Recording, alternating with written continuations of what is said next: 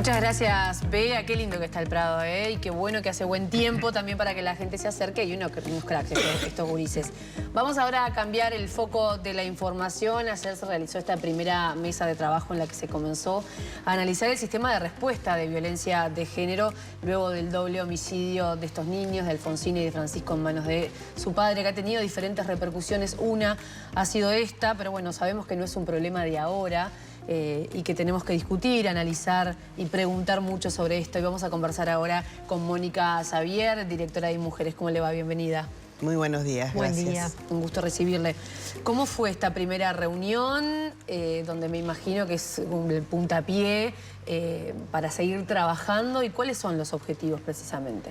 Bueno, era recibir a la sociedad civil en el planteo que hicieron de una revisión total del sistema de respuesta y de un mecanismo, digamos, externo para viabilizar esa revisión.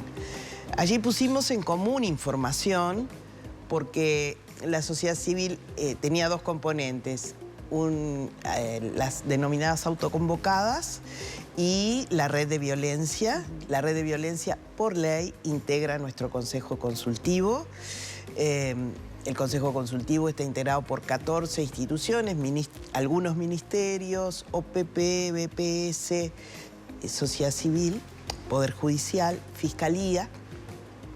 Y allí nosotros desde marzo estamos planteando la necesidad de esta revisión. O sea que desde el punto de vista de las preocupaciones hay mucha coincidencia. Lo que vamos a tener es una segunda instancia en la que el Poder Ejecutivo, con la Presidencia de la República, INAU, Instituto de las Mujeres y Ministerio del Interior, demos una respuesta que todavía no la hemos elaborado, digamos, ayer fue la reunión, que lo queremos hacer en los menores tiempos que sean posibles. Y bueno, y en todo caso, la coincidencia de que estos temas están en discusión en el Consejo Consultivo. ¿Para qué? Primero, para revisar algunos protocolos que ya se están revisando de tipo interinstitucional, por ejemplo, en el vínculo de la respuesta del INAU y del Instituto de las Mujeres. Las mujeres que nosotros recibimos, víctimas de violencia de género, tanto para las consultas como para cuando debemos dar respuestas de 24 horas, son mujeres que en general vienen con varios niños y niñas. Y bueno, ahí hay una interinstitucionalidad que sin duda siempre se dio, hay que mejorar, y hay algunos componentes de las situaciones de violencia que vienen a complejizar las respuestas que el Estado tiene. Lo que tiene que ver con personas que además de la violencia de género están sometidas a violencias territoriales, ¿no? Producto del narcotráfico y de las situaciones que puede haber en esos territorios, complejiza más porque, bueno, si es una respuesta 24 horas, esos temas tensionan la respuesta habitual, ¿no? Por cuestiones de riesgo. También las situaciones de salud mental, también las situaciones de consumos problemáticos. Requieren de otros dispositivos porque ahí se superponen las situaciones y no todo dispositivo nuestro puede acoger, sin un cambio estructural importante, este tipo de situaciones. Por ejemplo, mujeres con consumo problemático. Mónica, ¿y se planteó la necesidad de incluir la violencia vicaria como tipificación en la ley de violencia de género? Sí, eso está planteado en las discusiones. Nosotros en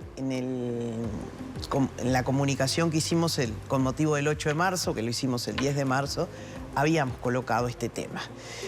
Nos preocupaba, sentíamos que había quedado suspendido desde la ley integral, en donde no había habido consensos. La ley integral de violencia de género sobrevuela este tema. Pero en ese momento, en el 17, en el 18, en el 19, todavía no había la visibilidad que hay hoy. Que todos hablamos de violencia vicaria, claro, aunque no tenga la tipificación legal. ¿Esto modificaría las penas o no necesariamente? No necesariamente.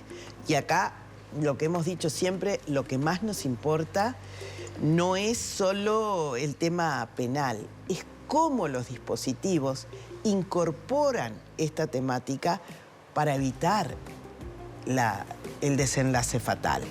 O sea, la violencia vicaria se ejerce, es aquella violencia que el padre ejerce sobre sus propios hijos para hacerle el daño a la mujer, porque vivir en estas situaciones como las que hemos conocido en los últimos tiempos es muy difícil. Es difícil encontrar otra forma de hacerte daño de por vida que esta de tener el daño sobre tus propios hijos. Entonces, estos son temas complejos y yo siempre digo, bueno, muchas veces se dice, bueno, ¿y qué podés hablar de cosas lindas, de cosas positivas? Hay muchas cosas positivas para hacer, pero de esto también hay que hablar. ¿Y la ley de tenencia compartida? Va en contra de esta concepción. Y justamente creo que en estos años el tema quedó como congelado en función de que la ley llamada de tenencia compartida, que ya existía, ha promovido la revinculación de padres violentos con sus hijas e hijos. ¿Hay algún estudio que lo diga? Porque hay como voces muy diferentes. Bueno, son personas que por su condición de abogadas están vinculadas a estas temáticas, de la misma manera que hay voces diferentes con relación a si hay denuncias falsas o no hay denuncias falsas. Proyectos de ley llegaron con argumentaciones porque las innumerables denuncias falsas, el primer estudio se presentó hace menos de un mes y no muestra en los casos que se analizaron, que son 83, más que 2 situaciones de denuncias falsas. Y en uno de los casos era el propio varón que hacía denuncias como forma de incidir sobre la expareja. Entonces, acá denuncias falsas puede haber, siempre. ¿Ah? El tema es si esas denuncias inciden en la decisión judicial. Y eso no se corrobora. Entonces, lo que sí tenemos es que poder poner evidencia. Cuando tú decís, bueno, ¿qué avala tal o cual cosa? Bueno, esto yo creo que tiene que estar en este debate a nivel parlamentario de ver qué cosas inciden y qué cosas no, y que la normativa dé cuenta de eso. Yo lo que quiero es no solo que tengamos conciencia de que este mecanismo de violencia de género existe, sino que también se tome en cuenta y se encuentren las soluciones que no son, bueno, sacar la ley. Si acá se demora para la determinación y revinculación de un padre con sus hijos por falta de peritajes, de tiempos, ataquemos eso. Hagamos que esos tiempos se acorten y que no se dilaten como también plantean las personas que dicen estar injustamente separadas de sus hijas e hijos. Ahora, doctora, ¿no es abrir un flanco de discusión que, digamos, no digo que distraer la atención, pero sí generar una precisamente discusión y no tomar medidas de fondo? Porque introducirlo de la violencia vicaria puede llevar a una discusión toda teórica. Lo de la ley de la tenencia compartida también. De hecho, ya han salido representantes de la oposición del Partido Nacional diciendo que es irresponsable, que es oportunista lo del Frente Amplio, utilizar una tragedia como la que vimos para derogar una ley que es en beneficio de los niños que necesitan a sus padres, es de un oportunismo y de una irresponsabilidad realmente condenable, decía Goñi. Es decir, generar toda una discusión mientras no tomamos medidas de fondo de lo que está pasando o concretas de lo que está pasando. No, las dos cosas se hacen a la vez y las estábamos haciendo. Pero bueno, siempre hay que apurar más el paso y siempre hay que proponerse correr el límite de lo posible, ¿no? Los marcos legales son claves para que todos sepamos las reglas a las cuales atenernos. Porque además, eso que está instalado, como antes estuvo instalado, la mató porque la quería, y logramos desestructurar eso, queda tan fuerte. Y ustedes como comunicadores, algunas son muy jóvenes, ¿no? Pero vivieron esa época en la que era desesperante decir, no es posesión del varón sobre la mujer, eso no es amor. Y eso hay que reaprenderlo, porque si efectivamente hay un vínculo fuerte, tiene que ser sano, no tiene que dañar al otro. Y esto de que es un buen padre sin cuestionárselo y el problema lo tiene con ella, tampoco están así. Tenemos en los últimos, desde el 2023 ahora, 13 casos fatales de niñas y niños que murieron por violencia vicaria. Y siempre lo remitimos, ¿no?, a que ninguna muerte puede suceder, pero además en este país que tiene este problema con las niñas y niños, con la pobreza, con problemas en la educación, con problemas en la violencia. El otro día nos daban datos de que, también esto hay que reconsiderarlo, los niños no son víctimas en segunda línea de la violencia que se ejerce contra sus madres. Son primeros. Y 1 de cada 5 niños, 18 largos, casi 19, están en hogares donde se sufre esta violencia. Entonces, en la perspectiva de estas realidades de estos niños y niñas, es muy cruel, no encuentran otra forma después de vincularse que no sea a través de la violencia. Entonces, nosotros tenemos que asegurar los recursos en esta instancia presupuestal, sin duda, en el marco de las restricciones que existen, pero yo creo que algún ajuste es posible Ese hacer. me parece un punto clave. Las leyes son perfectibles, la ley de violencia basada en género es hija también de su tiempo, las cosas van cambiando. Se puede abrir al debate, el Frente Amplio ahora propone cambiar algunos de los artículos de esta ley de tenencia compartida, pero si a las leyes no las dotamos de dinero, de recursos, de presupuesto para que justamente puedan ser efectivas, no hay ley que valga. Pasa con la ley de violencia basada en género. Tenemos, por ejemplo, una Suprema Corte de Justicia que pidió 24 juzgados especializados y este gobierno en el presupuesto hoy le está otorgando 3. Hay una diferencia muy grande. Digo, ¿cómo hacemos más allá de cambiar lo que dice la normativa? ¿Cómo hacemos para que esto se cumpla sin plata? Bueno, yo creo que acá tiene que haber un compromiso no solo para el presupuesto que se va a aprobar de acá a fin de año, sino en el incremental en cada año que va a haber producto de las rendiciones de cuentas, de que no pase un año sin que se vaya reforzando en función de lo que sea posible, porque sé que hay muchas demandas. ¿Pero qué le dice, por ejemplo, a usted, Alejandro Sánchez o el presidente? Bueno, obviamente la preocupación del Poder Ejecutivo y la vocación de que esto obtenga mejores se corrobora con la propia presencia de Alejandro Sánchez en las reuniones estas y el compromiso que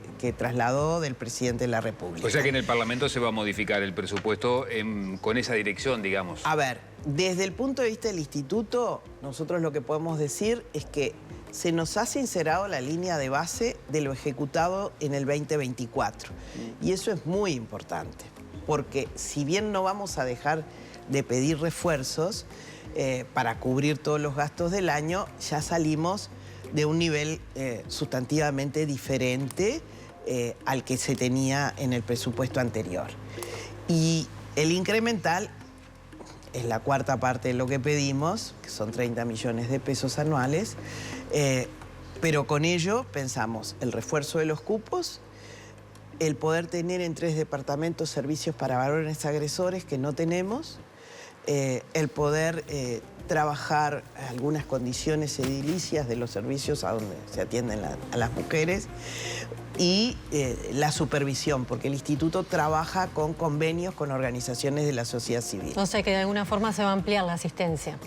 Esa es la distribución que tenemos prevista. Eso sí, lo que queremos es garantizar que de ahí no se baje más. Obviamente es otra la realidad del Poder Judicial o de la Fiscalía. Claro, y esa es la plata que le van a dar a ustedes. Que no estaban en la mesa de ayer, pero sí están en el Consejo Consultivo. Entonces, nosotros, más allá de reconocer la importancia de que la sociedad civil se exprese y que ojalá siempre tengamos una sociedad civil que reaccione frente a estas situaciones, la institucionalidad que tenemos en ese Consejo nos permite trabajar de manera más homogénea. ¿Y en ese Consejo Consultivo qué dicen las voces del Poder Judicial? La preocupación, sin duda, por no tener los recursos suficientes para la implementación de la 19.580. Igual que desde el punto de vista de Fiscalía, que tiene un rol clave en todas estas temáticas. Pero creo que en la respuesta que demos a este planteo de la sociedad civil, que, como decía al principio, compartimos, estamos en esa actitud de revisión permanente, no para generar incertidumbre, sino porque las condiciones de la violencia en la sociedad han cambiado significativamente. Vamos a ver de qué manera esto se instrumenta, ¿verdad? Porque mientras pensamos y revisamos, hay una serie de cosas que debemos mantener y mejorar. Claro, lo que pasa es que la gente se queda, doctora, con que todo está bien, el discurso, somos muy conscientes, solidarizamos, pero a la hora de poner los morlacos, la plata no aparece ni para la Fiscalía, ni para el Poder Judicial. Bueno, esa no soy yo la que tengo que dar la respuesta. Claro, porque se da un discurso de que hay que fortalecer las instituciones, pero en los hechos se fortalece con dinero. Bueno, no solo, ¿no? Hay cosas de la interinstitucionalidad y estamos, por ejemplo, estudiando, pero claro, son 6 meses y el instituto tiene 2 roles fundamentales. Uno de rectoría en políticas de género, o sea, la autonomía económica de las mujeres, la autonomía física sobre los temas de las violencias diversas, también la autonomía de las decisiones, la participación de las mujeres en todos los ámbitos. Todo eso genera una dinámica propia del instituto. Pero además tenemos la atención de los servicios. Y en esto veníamos con un presupuesto anterior, sin los refuerzos en tiempo, o sea que hemos estado con problemas reales para llegar en tiempo a los pagos de esos trabajadores que brindan los servicios a través de las organizaciones de la sociedad civil. Ahora, doctora... Pero en simultáneo, solo esto, por favor. Hemos estado estudiando y buscando los mejores antecedentes para 2 tipos de dispositivos. Uno, que es una experiencia muy cercana acá en Córdoba, que es la Casa de la Mujer, donde el servicio se brinda mucho más integralmente. O sea, están los servicios de atención a la violencia, pero están otros servicios que acá están dispersos, como pueden ser temas de fiscalía, de juzgados. O sea, vamos a estudiar esa experiencia a ver si podemos dar un inicio, un puntapié a esa institucionalidad que le dé respuestas más integrales a las mujeres en menos tiempo. ¿Cómo se implementaría? Bueno, estamos en eso, estamos estudiando. O sea, no llegamos, los tiempos no dan para asumir, mantener las cosas, disponer las cosas, estructurar la propuesta de presupuesto, porque no se condicen. Seguramente cuando requiramos de estas situaciones será por la vía de los refuerzos presupuestales en las rendiciones de cuentas. Usted decía, doctora, no todo es plata, y esto me lleva a preguntarle, por ejemplo, ya han pasado 7 meses y hay reclamos, por ejemplo, desde la oposición. Ayer el exministro del Interior decía, che, la respuesta Amber, ¿qué pasó? También Ojeda, el senador Ojeda, hace 7 meses que están en el gobierno, ¿por qué no se ha aplicado? ¿No podía haber ayudado en el caso de Soriano? Se preguntan. Yo trato de evitar referirme al tema. Los tiempos en que ocurrieron los diferentes momentos de esta situación tan dolorosa hacen pensar que capaz que no. Eso no quita de que la alerta Amber tiene que estar operativa. Y ahí está la ley, está la reglamentación y lo que se nos dice que falta es un convenio con el Ministerio de Transporte y Obras Públicas por el cual, de alguna manera técnica que yo desconozco, el monitoreo de todas las cámaras dé un panorama y se sepa, bueno, lo más rápidamente posible qué respuesta se puede dar. Pero no estamos hablando de recursos, eso es la firma de un convenio. Sí, sí. Sí, por eso. Eso tiene que ser O sea, es un tema inmediato. burocrático por el cual todavía no se ha puesto en práctica. Yo no puedo dar una respuesta exacta porque esto corresponde al Ministerio del Interior, pero esa es la explicación que se nos dio. Y sin duda creo que lo que falta es poco y lo que se necesita es mucho una herramienta de esa naturaleza. Explicación que supongo que para usted no fue suficiente o no, Bueno, no fue válida. Quisiera que se resolviera ayer. A veces me da la sensación, me pasa con usted y me pasaba con Mónica Botero y con el que ha estado en su lugar, que el lugar de la directora de mujeres es un poco quijotesco, ¿no? Tienen un objetivo y se enfrentan a gigantes, porque esto es un problema transversal que necesita soluciones desde varias puntas. ¿Usted se encuentra con sus pares en Fiscalía, en el Ministerio del Interior, en el Ministerio de Salud Pública, en todos los lugares que tiene que ver con este tema, con perspectiva de género, con intención de que esto realmente cambie o con la conciencia de que acá hay un problema? Porque sin esa mirada o esa voluntad de todos es muy difícil. Tiene varias puntas la respuesta a tu pregunta, que sin duda quiere mover las cosas. Por un lado, la ubicación institucional del Instituto de las Mujeres no está jerarquizada.